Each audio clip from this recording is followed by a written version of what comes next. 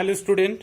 তো আমরা ক্লাস 12-এর একটা নতুন চ্যাপ্টার শুরু করব ফিজিক্যাল কেমিস্ট্রির।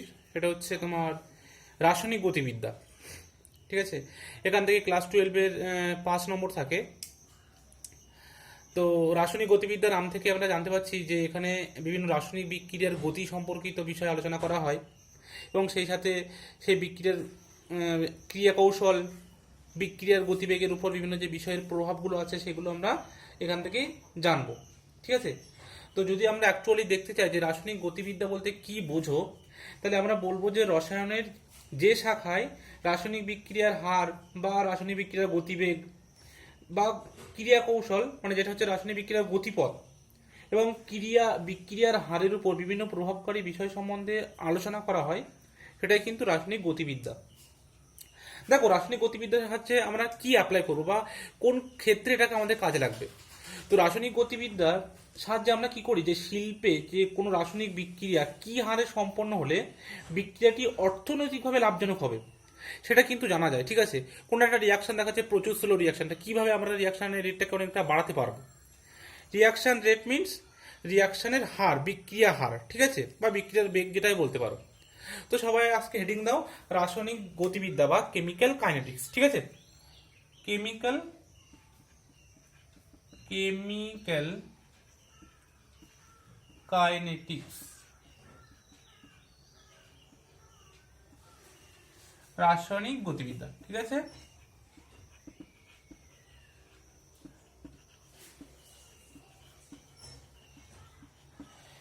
এখানে আমরা কি কি পড়বো? এখানে আমরা যেগুলো পড়বো যে বিক্রিয়ার হার, গড় বিক্রিয়ার হার, তাৎক্ষণিক বিক্রিয়ার হার, বিক্রিয়ার হার নিয়ন্ত্রণকারী বিভিন্ন বিষয়সমূহ, বিভিন্ন বিক্রিয়ার সূত্র, হার ধ্রুবক, তারপর হচ্ছে শূন্য ক্রম বিক্রিয়া, প্রথম ক্রম বিক্রিয়া, তারপর সিউডো ফার্স্ট অর্ডার রিয়াকশন বা ছদ্ম প্রথম ক্রম বিক্রিয়া, nth অর্ডার রিয়াকশন। ঠিক আছে, এই সমস্ত জিনিসগুলো আমরা এখানে পড়বো। তো আমরা তাহলে চ্যাপ্টারটা শুরু করা যাক। আমরা যেটা প্রথম দিয়ে শুরু করব সেটা হচ্ছে বিক্রিয়ার হারের উপর ভিত্তি করে যে রাসায়নিক বিক্রিয়াগুলোকে শ্রেণীবিভাগ করা হয় সেটা। তো সবাই হেডিং দাও রেট অফ রিয়াকশন বা বিক্রিয়ার হার। ঠিক আছে, হেডিং দাও রেট অফ রিয়াকশন। ঠিক আছে, একে বলা হয় বিক্রিয়ার হার। বিক্রিয়ার হারটা দেখো বিভিন্ন বিক্রিয়ার গতিবেগ এর উপর ভিত্তি করে বিক্রিয়াগুলিকে তিনটে শ্রেণীতে ভাগ করা হয়। ঠিক আছে, বিক্রিয়ার গতিবেগ বা বিক্রিয়ার হারের উপর ভিত্তি করে যে রাসায়নিক বিক্রিয়াগুলো আছে সেই রাসায়নিক বিক্রিয়াগুলিকে তিনটে ভাগে ভাগ করা হয়। একটা হচ্ছে ভেরি ফাস্ট রিয়াকশন। ঠিক আছে, ভেরি ফাস্ট রিয়াকশন মানে অতি দ্রুত গতির বিক্রিয়া। এই বিক্রিয়াগুলো কি হয়, অতি দ্রুত গতির বিক্রিয়া, যেগুলো টাইম নেয় তোমার 10⁻⁻12 থেকে 10⁻16 সেকেন্ড বা তার থেকে আরো কম আছে। কিছু কিছু বিক্রিয়া আছে যেগুলো 10⁻6 সেকেন্ড পর্যন্ত টাইম নেয়। ঠিক আছে, এগুলো হচ্ছে ভেরি ফাস্ট রিয়াকশন। যেমন কি বিভিন্ন আয়নিক রিয়াকশন, আয়নিক রিয়াকশন যেখানে কিনা কোনো কেমিক্যাল বন্ডের গল্পই থাকে না। ঠিক আছে, যেমন ধরো কোন একটা অদক্ষেপণ বিক্রিয়া, সাপোজ AgNO3 সাথে NaCl এর যে রিয়াকশনটা। ঠিক আছে, AgNO3 সাথে NaCl এর যে রিয়াকশনটা আছে সেখান থেকে দেখবে যে আমরা যদি AgNO3 তে NaCl দিই তাহলে কিন্তু সঙ্গে সঙ্গে একদম সঙ্গে সঙ্গে AgCl এর হোয়াইট পিপিটি পড়ে। এই রিয়াকশনটা কিন্তু ভেরি ফাস্ট বা অতি দ্রুত রিয়াকশন। কারণ কি, এখানে যে Ag plus plus NO3 minus Na plus plus Cl minus, এই যে আয়নগুলো থাকে এই আয়নগুলো কিন্তু রাসায়নিক বিক্রিয়ায় অংশগ্রহণ করে। কোনো সমযোজী বন্ধনের ভাঙন বা গঠন এখানে কিন্তু হয় না। ফলে কি হয়, বিক্রিয়াগুলো কিন্তু অতি দ্রুত গতিতে সম্পন্ন হয়। যার ফলে কি হয়, এই বিক্রিয়ার হারগুলো পরীক্ষার সাহায্যে কিন্তু সহজে পরিমাপ করা যায় না। আরো রিয়াকশন আছে যেটাকে কিনা বলা হয় অ্যাসিড বেস টাইট্রেশন রিয়াকশন। ঠিক আছে, অ্যাসিড বা ক্ষারের যে প্রশমন বিক্রিয়া সেটাও কিন্তু অনেক দ্রুত রিয়াকশন, যেটা তোমরা কিন্তু ক্লাস 11-এ ল্যাবে নিশ্চয়ই করেছো। ঠিক আছে, যেমন NaCl এর সাথে HCl এর সাথে NaOH যে রিয়াকশন, যেখান থেকে NaCl আর H2 উৎপন্ন হয়, এটাও কিন্তু একটা অ্যাসিড ক্ষার প্রশমন বিক্রিয়া। HCl এর সাথে NaOH এগুলোও কিন্তু একটা আয়নিক রিয়াকশন, এটাকে বলা হয় অ্যাসিড ক্ষার প্রশমন বিক্রিয়া। এটা কিন্তু তোমার কি তৈরি হবে, NaCl আর জল।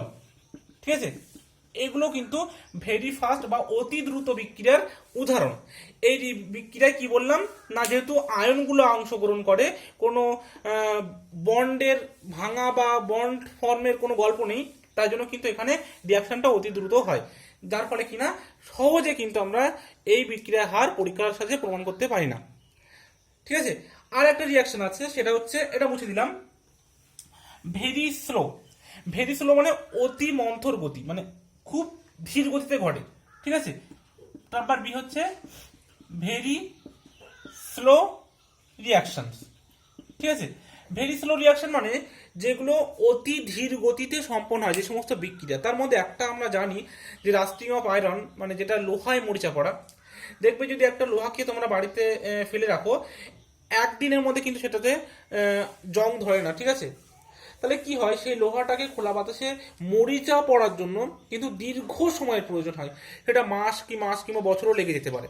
ঠিক আছে, তাহলে এই রিয়াকশনগুলো অনেক প্রচুর টাইম, যার ফলে কি হয়, এত মন্থর গতির রিয়াকশনগুলোকে কিন্তু আমরা রিয়াকশন রেট নির্ণয় করতে পারি না বা নির্ণয় করতে চাইও না।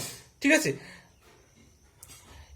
তাহলে এই দুটো রিয়াকশনের ক্ষেত্রে কি হবে, আমরা কিন্তু ওই বিক্রিয়ার রিয়াকশন রেটটা বার করব না। আর একটা রিয়াকশন আছে যেটা হচ্ছে মধ্যম গতির রিয়াকশন। ঠিক আছে, লেখো। তারপরে 3 নম্বর যেটা ছিল সেটা হচ্ছে মডারেট রিয়াকশন।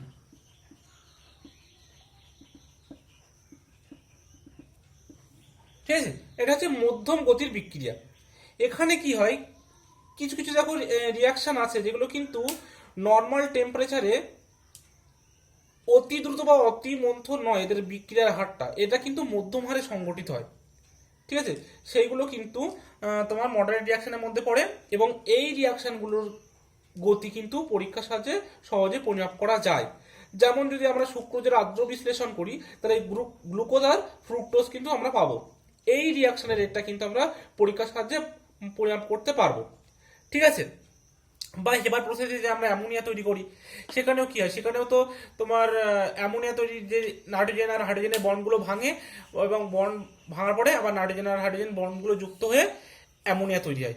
এটা কিন্তু আমরা রিয়াকশনের সামনে করতে পারি। যেমন ধরো, যেটা নাইট্রোজেন আর হাইড্রোজেনের সাথে করা হয় অ্যামোনিয়া, এখানে কি হয়, নাইট্রোজেন 3 অণু নেওয়া হয় হাইড্রোজেন, তাহলে এখানে যে নাইট্রোজেনের বন্ডটা থাকে এই বন্ডটা ব্রেকিং হয়, এখানে যে হাইড্রোজেনের বন্ডটা থাকে এই হাইড্রোজেনের বন্ডটা ব্রেক হয়ে কি হয়, নাইট্রোজেন আর হাইড্রোজেন এখানে বন্ড ফর্মেশন হয়। ঠিক আছে, তার জন্য কিন্তু এটা রিয়াকশনের রেটটাকে আমরা পরীক্ষার সাথে সহজে পরিমাপ করতে পারি।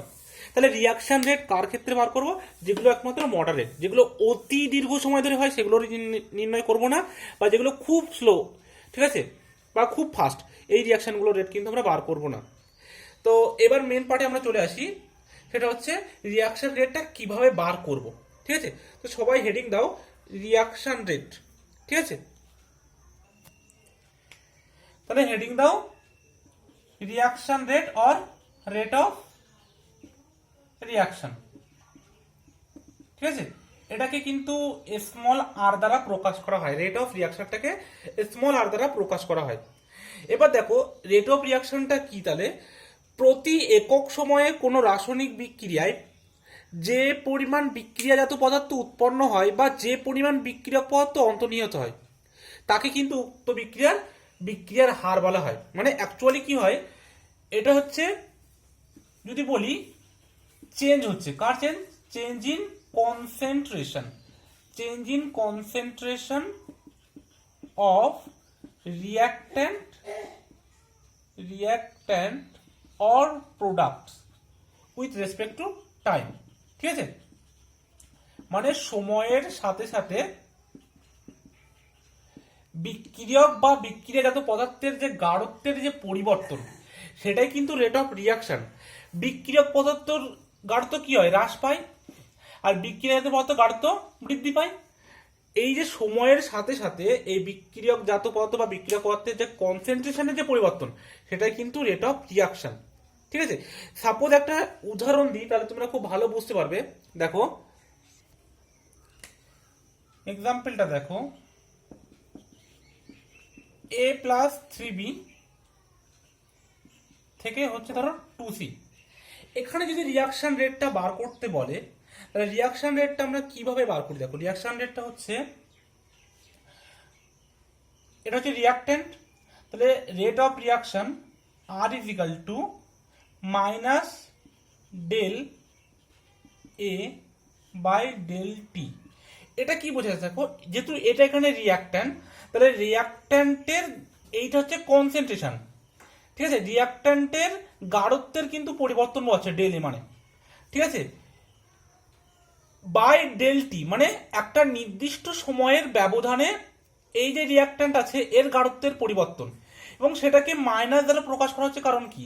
কারণ সময়ের সাথে সাথে কি হচ্ছে, রিয়াক্ট্যান্টের পরিমাণ কমছে এবং সেটা প্রোডাক্টে ট্রান্সফার হচ্ছে, তার জন্য এর আগে কিন্তু মাইনাস।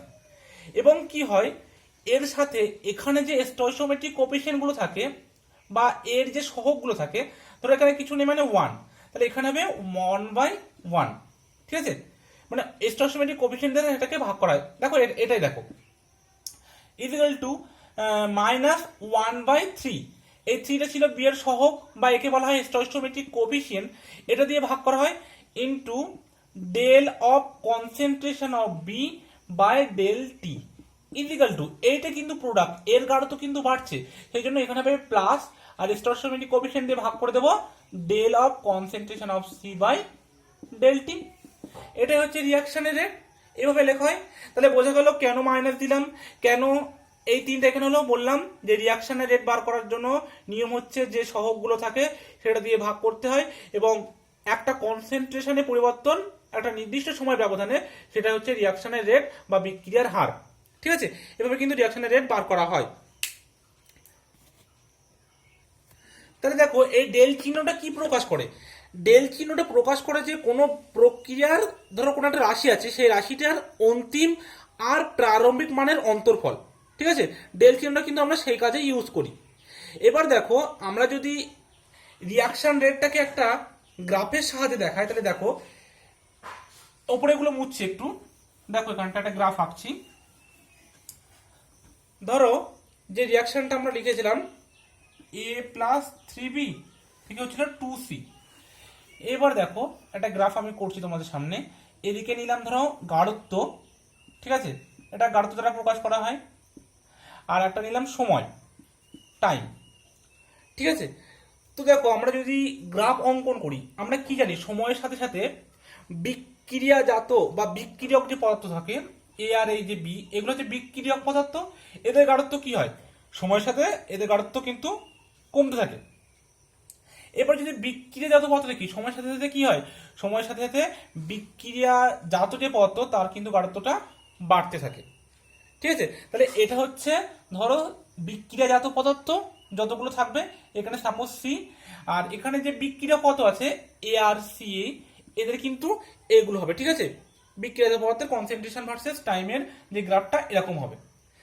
বিক্রিয়া কত গাঢ়ত্বটা কমবে সময়ের সাথে সাথে, আর বিক্রিয়াজাত পদার্থের কনসেন্ট্রেশন সময়ের সাথে সাথে কিন্তু বাড়বে, ঠিক আছে।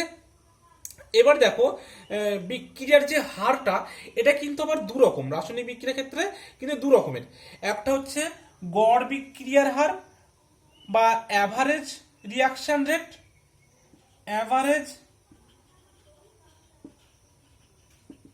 রেট অফ রিয়াকশন, যেটাকে বলা হয় গড় বিক্রিয়ার হার, আর একটা হচ্ছে তাৎক্ষণিক বিক্রিয়ার হার বা ইনস্ট্যান্টেনিয়াস রিয়াকশন রেট, ঠিক আছে, ইনস্ট্যান্টেনিয়াস রেট অফ রিয়াকশন, ঠিক আছে। একটা হচ্ছে গড় বিক্রিয়ার হার, একটা হচ্ছে তাৎক্ষণিক বিক্রিয়ার হার, ঠিক আছে।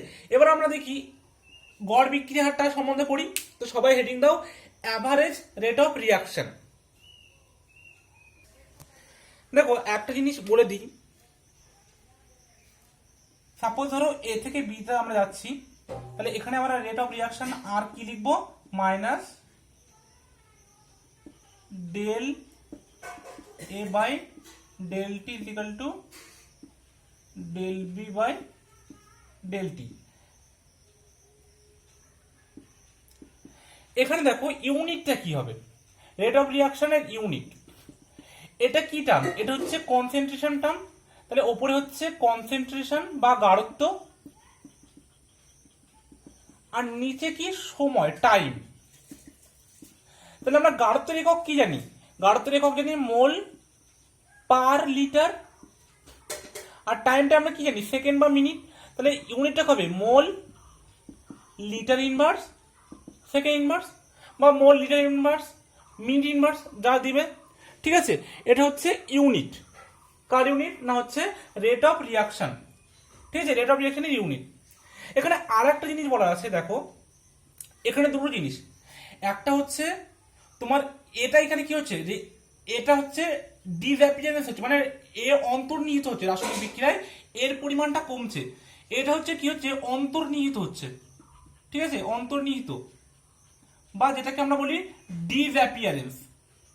ঠিক আছে, আর বিটার কি হচ্ছে, অ্যাপিয়ারেন্স, বা বিটা উৎপন্ন হচ্ছে সময়ের সাথে সাথে, এর কনসেন্ট্রেশনটা বাড়ছে। তাহলে দেখো দুটোর কিন্তু সাইন দুরকম, কিন্তু একটা জিনিস মনে রাখবে যে রেট অফ রিয়াকশন বা আর অলওয়েজ কিন্তু পজিটিভ। এবার দেখো যেহেতু আর রেট অফ রিয়াকশনটা সর্বদাই কিন্তু ধনাত্মক, তার জন্য কি হয়, আমাদের যে del A by del T, এই যে ভ্যালুটা বেরোবে এটা কিন্তু নেগেটিভ বাড়াবে। কারণ কি, এটা কিন্তু গাঢ়ত্বর হ্রাস ঘটছে, যার জন্য নেগেটিভ। এবার তার সামনে যদি আমরা আবার নেগেটিভ দিই, তাহলে নেগেটিভ আর সামনে আবার নেগেটিভ, এটা কিন্তু আবার পজিটিভ হয়ে যাচ্ছে।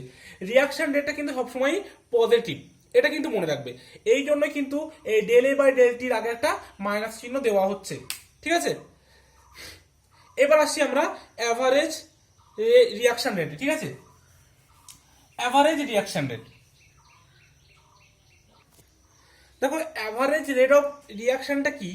অ্যাভারেজ রেট অফ রিয়াকশনটা হচ্ছে একটা নির্দিষ্ট সময়ের ব্যবধানে কোনো রাসায়নিক বিক্রিয়ায় কোনো একটা বিক্রিয়ক বা বিক্রিয়াজাত পদার্থের যে গাঢ়ত্বের পরিবর্তন, আর ওই সময়ের ব্যবধানের যে অনুপাত, সেটা কিন্তু বলছে গড় বিক্রিয়ার হার। এবার গড় বিক্রিয়ার হারের সাথে যেটা তাৎক্ষণিক বিক্রিয়ার হার, তার পার্থক্যটাই এটা একটা নির্দিষ্ট সময় ব্যবধানে হয়, আর যেটা তাৎক্ষণিক বিক্রিয়ার হার ওটা একটা নির্দিষ্ট মুহূর্তের বা একটা নির্দিষ্ট সময়ের বিক্রিয়ার হারকে বোঝায়। সাপোজ ধরো আমি একটা নর্মাল রিয়াকশন এখানে দিচ্ছি তোমাদের। সাপোজ ধরো এ বি থেকে প্রোডাক্ট হচ্ছে সি ডি, এটা ধরো একটা রিয়াকশন তোমাদের। এবার দেখো একটা ডেল টি সময় যদি ব্যবধান হয়, ডেল টি সময় ব্যবধানে যে অ্যাভারেজ রিয়াকশনটা রেট অফ রিয়াকশন হবে, ঠিক আছে, সেটা লিখবো আমরা হচ্ছে অ্যাভারেজ রেট অফ রিয়াকশন। ঠিক আছে, অ্যাভারেজ রেট অফ রিয়াকশনটা আমরা কিভাবে লিখবো? তাহলে লিখবো মাইনাস, এটা হচ্ছে স্টয়কিওমেট্রিক কোএফিসিয়েন্ট বা সহগ, 1/a, এটা দিয়ে ভাগ করব, del concentration of A by del T is equal to minus 1/b, del concentration of B by del T is equal to plus 1/c, del concentration of C by del T is equal to plus 1/d into concentration of D by del T। বোঝা গেল? এটা হচ্ছে average reaction rate বা গড় বিক্রিয়ার হার, এটাকে কিন্তু এইভাবে লেখা হয়। আর একটা জিনিস মনে রাখবে যে গড় বিক্রিয়ার হারটা কিন্তু প্রকৃত বিক্রিয়ার হার নয়। কারণ কি? তার কারণ হচ্ছে এখানে দেখো যে রিয়াকশনে যেটা তোমাকে দেখাচ্ছে যে নির্দিষ্ট সময় ব্যবধানে বা দুটো সময়ের মধ্যে, ধরো সাপোজ ডেলটি মানে কি, ডেলটি মানে একটা টাইম শুরু হয়েছিল T1, আর একটা টাইম হলো T2, কিছু সময় অন্তর। তাহলে এই সময়ের ব্যবধানে যে রিয়াকশনের রেটটা হচ্ছে সেটা কিন্তু বলছে অ্যাভারেজ রিয়াকশন রেট, এবং তাদেরকে কি দেখাচ্ছে, তাদেরকে কিন্তু সমান দেখাচ্ছে। কিন্তু সমান কি হয় আমরা কি জানি, যে রিয়াকশনের রেট বা বিক্রিয়ার হার বিক্রিয়ার গাঢ়ত্বের সাথে সমানুপাতি, এবং কি হয় সেটা বিক্রিয়ার গাঢ়ত্ব যত কমতে থাকে বিক্রিয়ার হার তত কমতে থাকে। কিন্তু এখানে বলছে যে নির্দিষ্ট সময়ের ব্যবধানে দুটো রিয়াকশন রেট কিন্তু সমান দেখাচ্ছে, যার ফলে কিন্তু এটা কিন্তু প্রকৃত বিক্রিয়ার হারকে নির্দেশ করে না। ঠিক আছে, তাহলে এটা বলা ছিল এখানে, এটা মুছে দিলাম। এবার আসি আমরা তাৎক্ষণিক বিক্রিয়ার হার বা ইনস্ট্যান্টেনিয়াস রিয়াকশন রেট, এটা মুছে দিলাম। সবাই হেডিং দাও ইনস্ট্যান্টেনিয়াস রিয়াকশন রেট। দেখো তাৎক্ষণিক বিক্রিয়ার হারটা হচ্ছে কোনো একটা রাসায়নিক বিক্রিয়া চলাকালীন কোনো একটা নির্দিষ্ট মুহূর্তে ওই যে বিক্রিয়াটার বিক্রিয়ক পদার্থের গাঢ়ত্বের যে হ্রাস হচ্ছে বা বিক্রিয়াজাত পদার্থের যে গাঢ়ত্ব বৃদ্ধি হচ্ছে, তার যে হার, সেই হারকে কিন্তু ওই মুহূর্তে বিক্রিয়াটির তাৎক্ষণিক বিক্রিয়া হার বলে। ঠিক আছে, এবার দেখো যেহেতু এখানে কোনো একটা নির্দিষ্ট মুহূর্তের বিক্রিয়ার হার বোঝাচ্ছে, সেই জন্য এখানে কি হয়, এখানে যে আমরা আগে দুটো বিক্রিয়ার হার বোঝানোর সময় একটা সময়ের ব্যবধান বলছিলাম, এখানে কিন্তু সেই সময়ের ব্যবধানটাকে জিরো ধরা হয়, delta T tends to zero. যেহেতু একটা নির্দিষ্ট মুহূর্তের রাসায়নিক বিক্রিয়ার হারকে বোঝানো হচ্ছে, তাই এখানে সময়ের ব্যবধান কিন্তু জিরো। এই সময়ের ব্যবধান জিরো হওয়ার জন্য এই ডেল্টা টিটাকে আমরা লিখতে পারি, ডেল্টা টির পরিবর্তে আমরা লিখবো সেটাকে ডিটি। মানে দেখো যখন ডেল্টা টি এর মান ক্ষুদ্রাতি ক্ষুদ্র হয়, তখন সেই ডেল্টা টিকে কিন্তু আমরা ডি দ্বারা প্রকাশ করি। ঠিক আছে, মানে খুব ক্ষুদ্রাতি ক্ষুদ্র পরিবর্তনের জন্য ডেল্টাকে ডি দ্বারা লেখা হয়, এইটা মনে রাখবে। ঠিক আছে, খুব ক্ষুদ্রাতি ক্ষুদ্র পরিবর্তনের জন্য ডেল্টাকে চেঞ্জ করা হয় ডি দ্বারা। ঠিক আছে, এবার দেখো তাহলে সব কিছু সেম থাকবে, শুধুমাত্র আমরা যেখানে যেখানে ডেল লিখছিলাম সেখানে সেখানে আমরা কি লিখবো, ডি। বোঝা গেল? যেমন ধরো একটা রিয়াকশন এ থেকে যদি আমরা বিতে যাই, তাহলে সেই রিয়াকশনের রেট, ইনস্ট্যান্টেনিয়াস রেটটা কি হবে, সেটা হবে -1/1 ডি এ বাই ডিটি, যেটা আগেবার ছিল এখানে ডেল, এটা ডি চেঞ্জ হলো কারণ এখানে সময়ের পরিবর্তনটা জিরো ধরা হয়েছে, del theta zero, equal to +1/1 D B by. D actually দেখো পরিবর্তনটা কি হচ্ছে, গড় বিক্রিয়ার হার আর তাৎক্ষণিক বিক্রিয়ার হারের মধ্যে পরিবর্তন হচ্ছে, ডেলের জায়গায় ডি আসছে, কারণ এখানে যেহেতু কোনো একটা নির্দিষ্ট মুহূর্তের কথা বলা হচ্ছে, তার জন্য সেখানে যে সময়ের চেঞ্জ অন্তর সেটাকে তোমার ধরা হচ্ছে জিরো। ঠিক আছে, যার ফলে যদি যেহেতু আমরা বললাম যে ক্ষুদ্রাতি ক্ষুদ্র পরিবর্তনের জন্য ডেলের পরিবর্তে আমরা ডি ইউজ করব।